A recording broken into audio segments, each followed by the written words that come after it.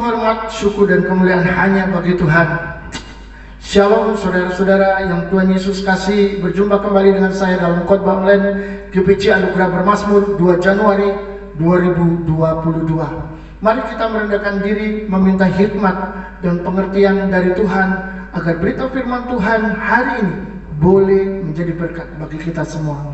Bapa yang kekasih, Allah yang kekal, Tuhan yang selalu dimuliakan dimanapun Engkau berada, karena Engkau maha tinggi, mulia dan besar. Hari ini Tuhan, kami rindu untuk mendengarkan berita firman-Mu. Oleh sebab itu, kuduskan dan sucikan pikiran kami, juga hati kami ya Bapa, sehingga kami boleh layak untuk menerima firman-Mu. Biarlah darah Kristus, darah Yesus menyucikan dan menguduskan kami, dan kami siap untuk menerima berita firman-Mu. Terpujilah nama-Mu hari ini sampai selama-lamanya. Amin. Puji Tuhan saudara-saudara, selamat berjumpa kembali di tahun yang baru, di awal bulan Januari ini. Saya percaya berkat Tuhan, kasih karunia Tuhan menanti di setiap perjalanan kita yang akan datang. Hari ini saya mau sampaikan satu tema firman Tuhan, yakni hari esok perlukah khawatir. Saudara-saudara, tidak terasa kita sudah memasuki awal bulan Januari di tahun yang baru. Mendekat tanggal 31 Desember 2021, ada banyak WA yang masuk di HP Android saya, baik itu di grup maupun japri atau jalur pribadi, yang isinya rata-rata hampir sama, yakni selamat meninggalkan tahun yang lama, menyongsong tahun yang baru 2022. Lalu lagu kini tiba saatnya kita kan berpisah, selamat tinggal tahun yang lama penuh kenangan. Semoga di tahun yang baru Tuhan memberkati. Saudara, itu ada saudara begitu banyak melalui kiriman-kiriman WA, melepas tahun lama yang penuh kenangan, memasuki tahun yang baru 2022 dengan sebuah harapan bahwa kiranya Tuhan memberkati di sepanjang tahun. Itu sangat indah, sangat luar biasa. Kita bisa sedikit membayangkan bahwa perjalanan kita akan seperti air sungai yang terus mengalir sampai jauh. Saudara-saudara, pertanyaannya adalah, lalu bagaimana dengan segala sesuatu di depan sana? Saya yakin manusia tidak akan lepas dari prediksi dan ramalan-ramalan masa depan di hari esok sesuai dengan kebiasaan manusia. Saudara, ada yang memprediksi hari esok dengan kacamata ekonomi politik hari ini. Lalu bagaimana dengan yang akan datang? Ada juga yang memprediksi dengan kacamata berdasarkan ramalan bintang atau horoskop, atau berdasarkan penerawangan batin dan sebagainya. Tapi pada dasarnya manusia cuma menebak-nebak, menerka-nerka hari esok berdasarkan keterbatasannya akan misteri ilahi yang sangat rahasia itu. Tapi toh manusia pada dasarnya hati mereka selalu ingin tahu tentang hari esok dan berharap hari yang akan datang jauh lebih baik dari hari ini. Maka muncullah juga ucapan selamat dan doa di sosial media yang memotivasi orang lain seperti, setahun telah kita lewati bersama dan suka duka telah menghiasi hari-hari kita. Selamat tahun baru 2022. Ada lagi, selamat tahun baru 2022. Jangan lupakan masa lalu, belajarlah dari sana dan jadilah kuat untuk harapan dan masa depanmu. Harapan terbaikku bersamamu. Lumayan saudara. Apalah makna tahun baru tanpa disertai semangat dan optimisme baru? Selamat tahun baru. Saudara, masih banyak lagi kata-kata motivasi untuk menjalani hari depan yang bisa kita baca dan temui di banyak media. Atau bahkan saudara sendiri terdorong untuk melakukan itu, mengucapkan kepada teman-teman, sanak saudara, kerabat, dan lain sebagainya. Pertanyaannya adalah, bagaimanakah dengan Anda? Bagaimanakah dengan saudara? Adakah saudara sedang galau dengan hari esok yang tidak tentu arahnya? Mau dipandang, dilihat, tidak tahu mau seperti apa nantinya.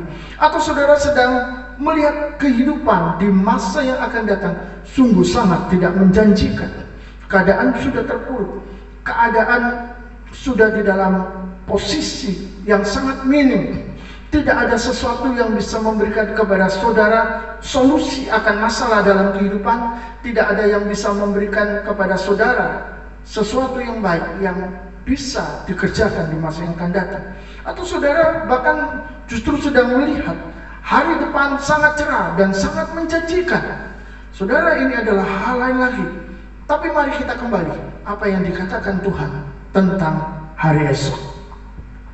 Kita akan buka di dalam surat Yakobus pasal 4 ayat 13 dan 14. Jadi sekarang hai kamu yang berkata, hari ini atau besok kami berangkat ke kota anu, dan di sana kami akan tinggal setahun dan berdagang serta mendapat untung.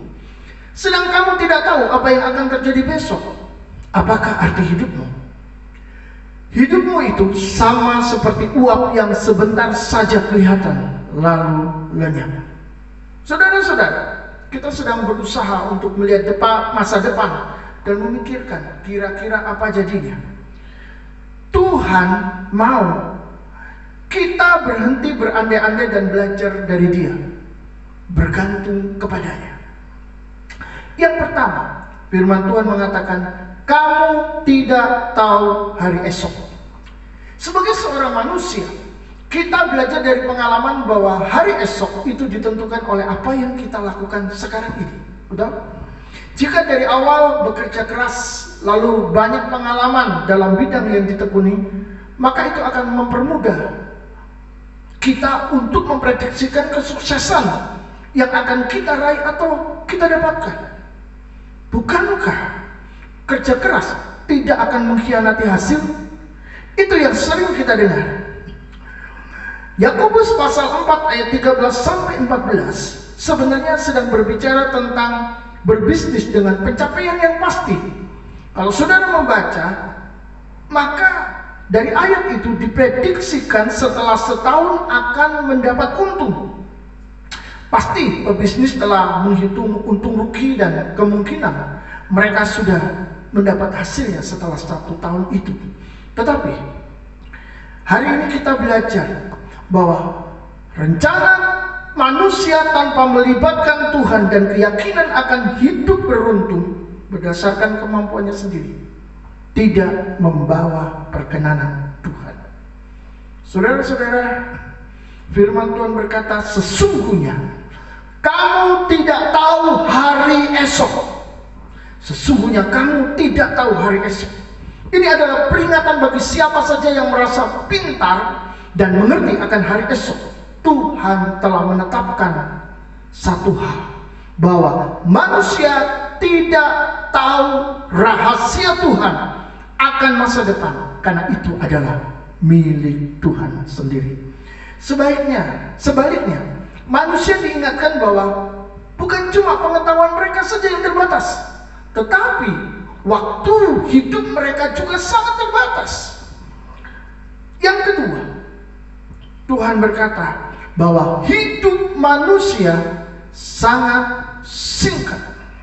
Hidupmu seperti uap sebentar saja kelihatan lalu lenyap. Seperti uap yang tampak sebentar lalu menghilang. Maka manusia harus belajar tunduk kepada kekuasaan Tuhan dan belajar yang namanya rendah hati. Saudara, di dalam ayat yang ke-15 firman Tuhan berkata, maksud saya Yakobus 4 ayat yang ke-15, sebenarnya kamu harus berkata, jika Tuhan menghendakinya, kami akan hidup dan berbuat ini dan itu. Tetapi sekarang kamu memegahkan diri dalam congkakmu, dan semua kemegahan yang demikian adalah salah. Jadi jika seorang tahu bagaimana ia harus berbuat baik, tetapi ia tidak melakukannya, ia berdosa. Yang ketiga, manusia harus menjadikan Tuhan sebagai Tuhan atas hidupnya. Jika Tuhan menghendaki dalam segala hal, maka saya akan melakukan begini dan begitu. Itu adalah tanda bahwa kita menundukkan diri di bawah kaki Tuhan, di dalam kekuasaan Tuhan, dan bukan menjadi raja atas hidup kita sendiri. Tapi apakah hal ini mudah dilakukan? Diri sendiri dan Tuhan saja yang tahu hal itu. Karena saudara, setiap pertanggungjawaban setiap orang ada di tangannya masing-masing. Yang keempat, kesombongan diri adalah kejahatan di mata Tuhan, dan itu merupakan dosa. Mungkin banyak orang memegahkan diri di hati dan pamer akan hidup sukses berdasarkan prediksi-prediksi yang bersumber dari kemampuannya sendiri adalah hal biasa dan wajar. Tapi tidak di mata Tuhan yang menyelidik hati manusia. Tuhan itu sensitif. Tuhan itu maha kudus. Itu sebabnya kita harus berhati-hati di hadapannya. Dan yang paling penting, kita harus menjaga hati kita di hadapan Tuhan. Karena Tuhan melihat hati dan bukan hanya melihat penampilan. Dengan demikian, Tuhan tidak pernah berjanji bahwa pengetahuan di hari yang akan datang, di hari depan, akan dijabarkan di depan kita sehingga kita mengetahui segala sesuatu dan memastikan dengan tepat dan teliti supaya semuanya berjalan sesuai dengan kemauan kita. Kalau kita tahu semuanya, otomatis kita akan memikirkan cara, oh kalau begitu saya harus begini, begini dan begitu. Saudara-saudara dikasihi Tuhan, mengapa Tuhan menyembunyikan hari depan itu kepada kita? Tuhan tidak membukakan semuanya. Sejak kita masih kecil, ketika kita sudah mengerti, Dia buka. Nanti hidupmu seperti ini, seperti ini, seperti ini. Kamu akan mengalami ini dan itu. Kamu harus begini dan begitu. Kenapa, saudara? Semua yang Tuhan lakukan tentu pasti demi kebaikan kita, yaitu supaya kita mengandalkan Dia dalam segala hal dan belajar percaya, berserah penuh akan kedaulatan Tuhan di dalam hidup kita. Tuhan mau kita menjadi orang-orang yang bijaksana dan tidak tertutup terhadap semua perbuatannya di masa lalu, semua perbuatannya di dalam firman-Nya yang sudah dibukakan untuk kita, yakni bahwa Tuhan selalu sanggup melakukan segala perkara di dalam kehidupan ini. Ada seorang hamba Tuhan yang sangat sederhana dan tidak dekat dengan hidup yang berlebihan. Dia berkata begini, saudara, ketika suatu kali dia menyampaikan renungan firman Tuhan, mengapa Tuhan tidak memberkati kita sekaligus berlimpah-limpah supaya kita mengandalkan Dia setiap hari. Saudara, di dalam hidup ini tidak semua orang memiliki deposito bank sama, memiliki saldo yang sama. Tidak semua orang memiliki kekayaan yang sama. Ada orang-orang yang hidupnya benar-benar pas-pasan. Ada hari ini untuk dimakan, entah besok bagaimana. Tetapi saudara-saudara, ketika mereka percaya kepada Tuhan dan bersandar berharap kepada Tuhan, Tuhan tidak memberkati mereka dengan berkat yang berlimpah-limpah. Seperti yang kita lihat di dalam film-film Natal, ada Santa Claus yang membawa hadiah-hadiah. Itu si dongeng, itu tidak ada sama sekali. Itu hanya cerita bumbu yang membuat Natal tampak ceria. Tapi tentu saja itu tidak ada. Kita masuk di dalam dunia yang real, dunia yang nyata, di mana orang benar-benar mengalami kesulitan hidup dan tidak tahu bagaimana jalan keluarnya. Tapi ketika mereka percaya dan bersandar kepada Tuhan dengan sungguh-sungguh, Tuhan menolong mereka, Tuhan memberkati mereka setiap hari. Dan orang-orang ini, saudara, tidak diberkati Tuhan langsung berlimpah-limpah sehingga mereka memiliki uang yang cukup untuk waktu-waktu yang kemudian. Mereka tetap dibiarkan begitu, tapi setiap hari mereka bisa menjalaninya dengan pertolongan Tuhan. Inilah yang dimaksud oleh hamba Tuhan ini. Kenapa Tuhan tidak memberkati kita berlimpah-limpah? Supaya kita dapat mengandalkan Tuhan setiap hari. Ini sangat luar biasa. Saudara-saudara yang dikasihi Tuhan, Tuhan mau kita terus belajar mengandalkan Dia. Tuhan mau kita belajar percaya kepadanya sampai dunia ini berakhir. Kadang kita ini berpikir bahwa kekurangan yang kita alami ini adalah ketidakpedulian Tuhan. Banyak sekali yang berpikir demikian. Bahkan ada yang berpikir bahwa itu adalah hukuman dosa. Tetapi yang benar saudara, justru ini merupakan cara Tuhan menyatakan kasih dan kepeduliannya kepada orang-orang yang dikasihinya agar mereka tetap belajar percaya dan memanifestasikan rasa syukur di balik kekurangan-kekurangan mereka itu. Justru di sanalah berkat Tuhan yang mau Dia curahkan berdasarkan belas kasihan dan kemurahan hatinya bisa menjadi nyata. Saudara, Tuhan tahu siapa yang Dia kasih, Tuhan tahu siapa yang sungguh-sungguh percaya kepadanya untuk memperoleh dan menikmati berkat-Nya. Jadi mari percaya, bersandar dan mengandalkan Tuhan. Hari-hari ini banyak sekali orang yang bingung dan khawatir akan hari esok, terutama akan kebutuhan hidup yang tidak bersahabat dengan keadaan atau situasi pandemi yang entah kapan akan selesai. Terus habis virus Delta, keluar Omikron, Omikron keluar Delta Omikron. Entah apa lagi saudara. Beberapa orang kehilangan penghasilan, yang lain malah terjebak hutang karena tidak ada pemasukan sama sekali.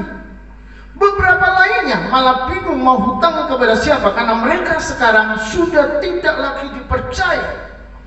Hidup mereka terlalu sulit. Diprediksikan mereka tidak akan bisa membayar. Yang mau kasih utang, yang mau kasih pinjaman juga menjadi takut. Saudara-saudara, ini keadaan yang semakin parah, yang semakin terpuruk. Saya percaya bahwa anak-anak pun juga banyak yang merasakan dampak yang sama. Pertanyaannya adalah bagaimana sekarang menghadapi kerasnya hidup yang kadang terlihat kesangarannya tidak berkompromi, apalagi mengampuni. Matius pasal 6 ayat 34 berkata, sebab itu janganlah kamu khawatir akan hari besok, karena hari besok mempunyai kesusahannya sendiri. Kesusahan sehari cukuplah untuk sehari. Saudara-saudara, Tuhan berkata bahwa setiap kesulitan itu terjadi setiap hari, dan setiap hari ada kesulitannya sendiri.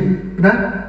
Tapi jangan mengkhawatirkan hari itu, sebab Tuhan sendirilah yang mengatur hari dan mengizinkan anak manusia menanggung bebannya masing-masing tanpa membahayakan dirinya. Saudara, artinya Tuhan menekankan bahwa kamu dapat melewati hari ini dengan pertolonganku yang menjadi pemeliharamu. Tuhan tidak menjadikan hari tanpa persoalan, tetapi Dia berjanji akan menyertai sehingga tidak diperlukan ketakutan yang berlebihan. Cukup percaya dan Tuhan akan bertindak.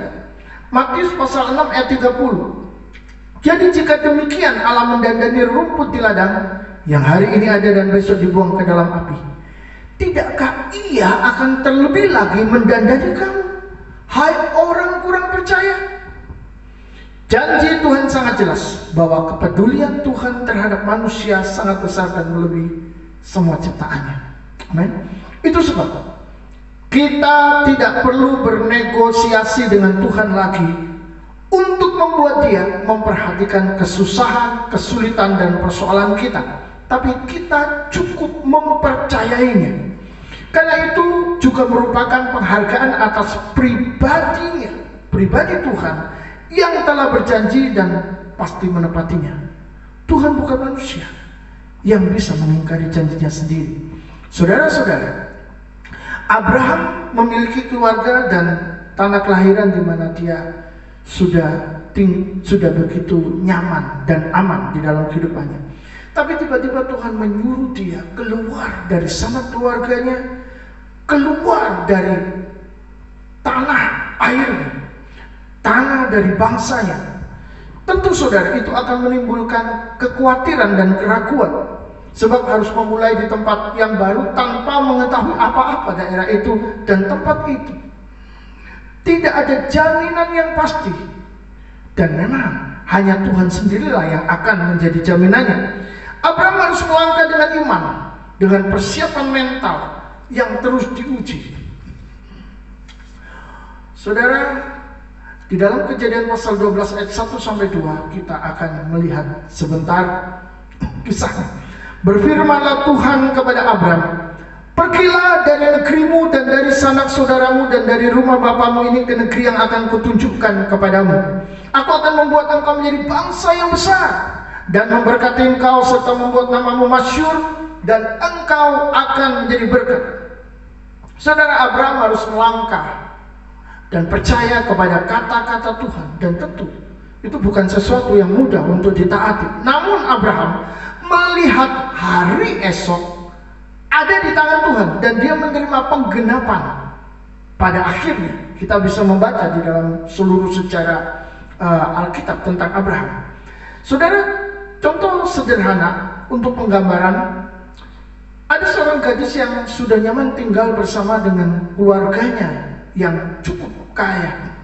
Segala sesuatu sudah terpenuhi, fasilitas lengkap, saudara. Lalu tiba-tiba dia harus keluar rumah karena dinikahi oleh seorang laki-laki untuk dibawa keluar pulau, di mana dia tidak pernah mengenal daerah itu. Dia tidak pernah tahu apakah ada masa depan, apakah ada jaminan di sana bahwa dia bisa hidup seperti saat dia merasa begitu nyaman di tengah-tengah keluarganya. Dan tentu itu adalah sebuah taruhan hidup. Inilah yang sebenarnya sedang dialami Abraham. Tetapi kalau kita mengenal Tuhan dengan baik, kita akan tahu bahwa tanpa proses ketaatan dan iman, kita tidak akan pernah tahu bahwa ada janji-janji dan berkat-berkat yang bisa kita dapatkan dan raih bersama-sama dengan Tuhan. Jadi saudara, mulailah jika belum, karena di dalam Yesus, di dalam Dia ada hari esok. Tuhan adalah satu-satunya yang menjamin kata-katanya dapat dipercayai. Orang lain tidak bisa, tapi Tuhan bisa, sebab Tuhan adalah Allah yang setia. Mari kita lihat di dalam 2 Timotius pasal 2 ayat yang ke-13. Jika kita tidak setia, Dia tetap setia, karena Dia tidak dapat menyangkal dirinya. Saudara-saudara, jangan meninggalkan Tuhan karena masalah, karena keadaan sulit, ataupun karena tawaran dunia akan kekayaan dan pasangan hidup, karena Tuhan itu setia. Adalah sangat jahat jika kita mengasihi diri kita atau orang lain lebih dari Yesus yang sudah mengorbankan dirinya di atas kayu salib demi menyelamatkan kita dari hukuman dosa. Anak durhaka tidak mau mengakui hidupnya, tidak mau mengakui ibunya ketika dia mendapat kesempatan hidup sukses. Padahal dia bisa sukses karena ibunya yang sudah membanting tulang, bekerja keras, berkorban untuk membawanya menjadi manusia yang berhasil di masa depannya. Kalau saudara sadar telah durhaka di tahun 2021, maka Tuhan sedang memanggil saudara kembali kepadanya, karena Dia adalah Allah yang setia, yang tidak menolak siapapun datang kepadanya dengan hati yang mau bertobat. Dan kalau saudara sudah di dalam Dia, bersama Dia dan taat kepadanya, tak perlu merisaukan hari esok, karena Tuhan itu setia.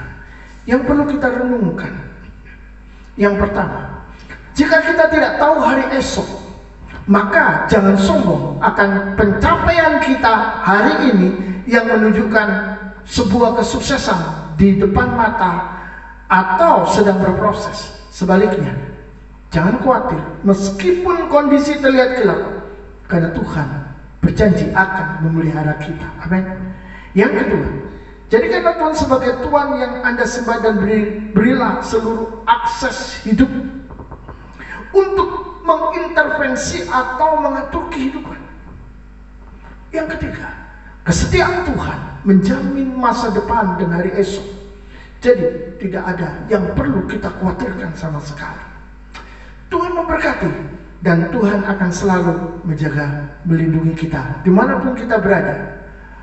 Perlukah khawatir akan hari esok? Tidak, karena Tuhan adalah Tuhan atas hari esok. Tuhan menggenggam kita di tangannya dan memastikan bahwa hari esok kita penuh harapan, penuh masa depan. Amin.